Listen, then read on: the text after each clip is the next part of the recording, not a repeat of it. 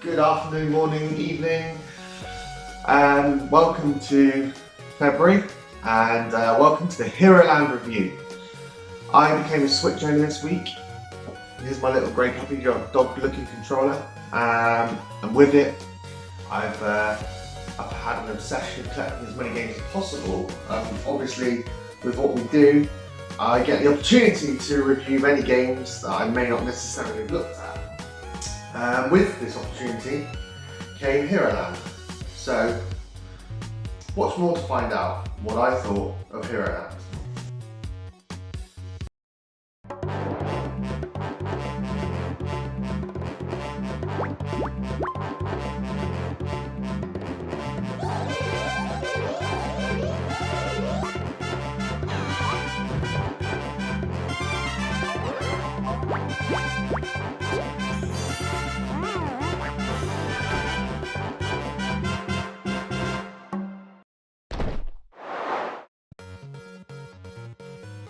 Heroland was originally released on PC and it's become available as of the 31st of January on Switch.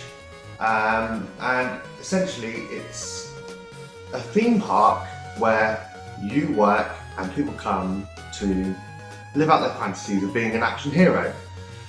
They can do dungeons, they can go and find treasure, they can level up their weapons, etc, etc, and your role is to sit there and guide them and basically be a good little worker. Kind of like Westworld, but without cowboys and violence, but with pixel graphics and RPG elements. So yeah, I opened it up. I didn't actually know that before I played it. I started the game. It was really charmingly created. The animations are like, you probably see from here, the animations are like pixels, but they're 3D, so it's almost like a 2D figure that squidges around. Kind of reminded me of like a Lucky Charm shape, I don't know why, moving around. And yeah, so you get to start the game. It's funny dialogue, they take the piss out of the fact that you've only got 3 dialogue options all the time. I found some of the dialogue very funny. The interactions between the characters was actually, you know, took the piss out of itself quite a lot. There were a couple of adult jokes.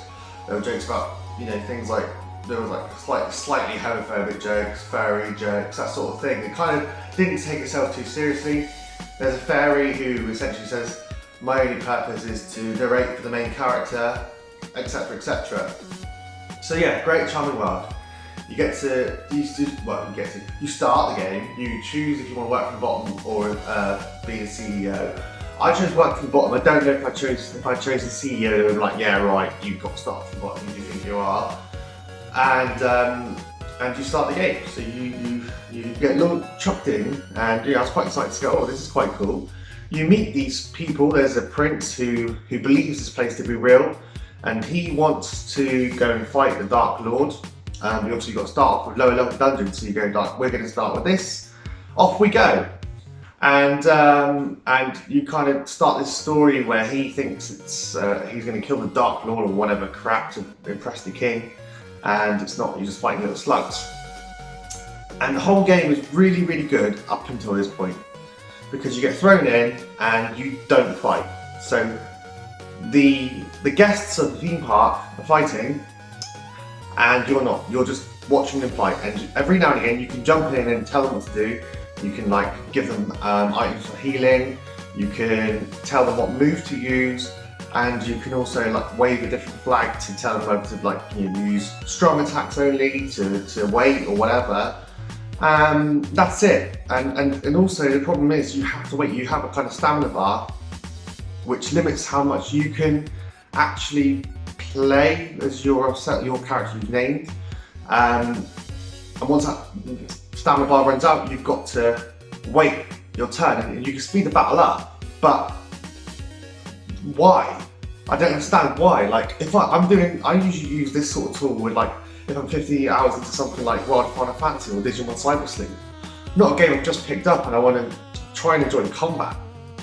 Really quickly it became pointless. I didn't understand why I wanted to follow through the story, and as a byproduct of this kind of non-existing combat, the story that I was enjoying before became tedious and boring.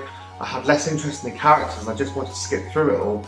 But then I was skipping through the storyline, the dialogue and the combat.